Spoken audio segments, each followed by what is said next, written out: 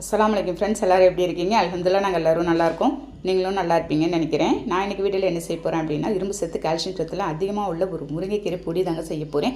நல்ல ஒரு சூப்பரான ஒரு ஹெல்த்தான ரெசிபி தான் இது. இப்போ வாங்க இதை எப்படி செய்யலாம்னு பார்க்கலாம். வீடியோக்குள்ளே போகிறது முன்னாடி நம்ம சேனல் மும்தாஜ் கிச்சனை சப்ஸ்கிரைப் பண்ணிவிட்டு அப்படியே பக்கம் இருக்க பெல் ஐக்கானை கிளிக் பண்ணிவிடுங்க. அப்போ தான் நான் போகிற வீடியோ உங்களுக்கு உடனே வருங்க. அதுக்கு ஃபஸ்ட்டு நான் 2 கைப்பிடி அளவுக்கு முருங்கைக்கீரையை ஒரு மிக்சிங் பவுலில் சேர்த்துட்றேங்க.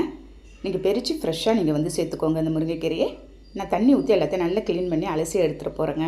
இந்த முருங்கைக்கீரையில் தண்ணி படாத நல்லா அழுத்தி விட்டு நல்லா எல்லாத்தையும் ஃப்ரெஷ்ஷாக கழுவிடலாம். பாருங்கள், இந்த மாதிரி எல்லாத்தையும் கழுவிட்டு நான் ஒரு கிளாத் போட்டு அதில் எல்லாத்தையும் நான் 1 மணி நேரத்துக்கிட்ட நான் ஃபேன் காற்றுல வச்சு நான் எல்லாத்தையும் போட்டுற போகிறேங்க. பாருங்கள், இந்த மாதிரி நீங்கள் ஃபேன் காற்றுல உலர வச்சிட்டிங்கன்னா உங்களுக்கு அதில் இருக்க தண்ணி எல்லாமே போயிடும். நல்லா காஞ்சி வந்துடும். நமக்கு வெயிலெல்லாம் ஒன்றும் வைக்கணும்னு தேவை கிடையாது. பாருங்கள், நான் ஒரு 1 ஹவர் கழித்து தான் பார்த்துருக்கேன். பாருங்கள், ஃபேன் காற்றுலேயே நல்லா காஞ்சி வந்துடுச்சுங்க. இந்த மாதிரி தண்ணி எதுவுமே இல்லாத நல்லா காய வச்சு நமக்கு எடுத்துக்கணும். இது அப்படியே இருக்கட்டும். அதுக்குள்ளே ஒரு நான்ஸ்டிக் பேனை ஒரு ஸ்டவ்வில் வச்சிடுறேன். நான் நல்ல பேன் ஹீட் ஆனது ஒரு 2 ஸ்பூன் நான் கடலைப்பயிர் போட்டுக்கிறேன். 2 ஸ்பூன் துவரம்பயிர் சேர்த்துடலாம். ஒரு 2 ஸ்பூன் வெள்ளை உளுந்து சேர்த்துக்கிறேன். நீங்கள் உங்கள்கிட்ட கருப்பு உளுந்து இருந்தாலும் நீங்கள் அதை சேர்த்துக்கலாங்க. பாருங்கள், இது எல்லாத்தையும் சேர்த்துட்டு நல்ல பொன்னிறமாக வாசனை வர வரைக்கும் நம்ம இதை லோ ஃப்ளேமில் வச்சு நல்லா எல்லாத்தையும் வறுத்து எடுத்துடலாம். அவ்வளோ ஒரு ஹெல்த்தான ரெசிபி தாங்க. இதோட ஒரு நல்ல நெய்யோ போட்டு நீங்கள் சாப்பிட்டாலே போதும். அவ்வளோ ஒரு ஃபுல்ஃபில்லாக இருக்கும் உங்களுக்கு. நம்ம குழம்பு இல்லாத சமயத்தில் கூட இந்த மாதிரி இந்த பொடியை போட்டு கூட நீங்கள் சாப்பிட்டுடலாம். இட்லி தோசைக்கெல்லாம் அவ்வளோ அருமையாக இருக்கும்.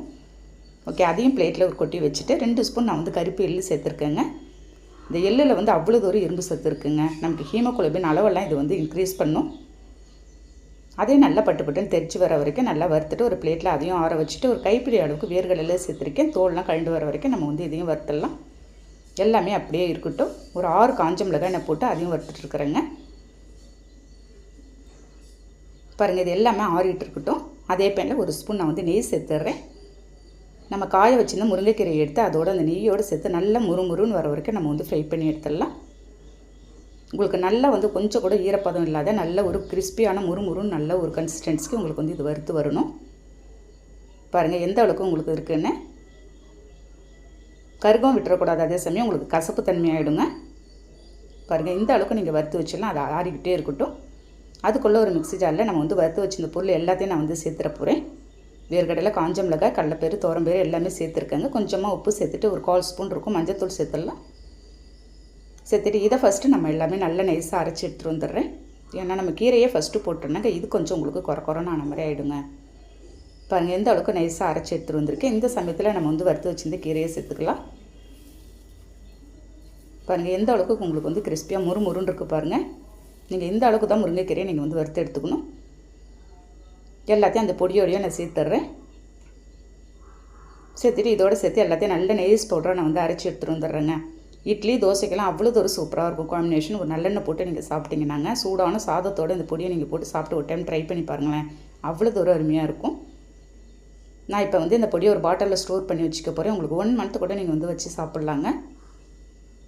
நீங்கள் இந்த பொடியை லஞ்சு செய்ய லேட் ஆகிடுச்சு அப்படின்னா கூட லஞ்ச் பாக்ஸ் கூட நீங்கள் இதை செஞ்சு ஒரு கப்பில் போட்டு அப்படியே வச்சுட்டோம்னா லஞ்ச் டைமில் நம்ம சாப்பிட்றதுக்கு அவ்வளோ ஒரு சூப்பரான டேஸ்ட்டில் இருக்கும்.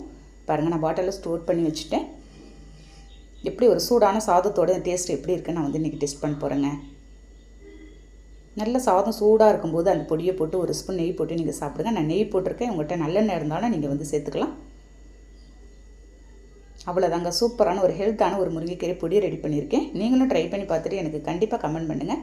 வீடியோ பிடிச்சிருந்தால் லைக் பண்ணிவிட்டு ஷேர் பண்ணுங்கள். மறக்காமல் சப்ஸ்கிரைப் பண்ணிவிடுங்க. நெக்ஸ்ட்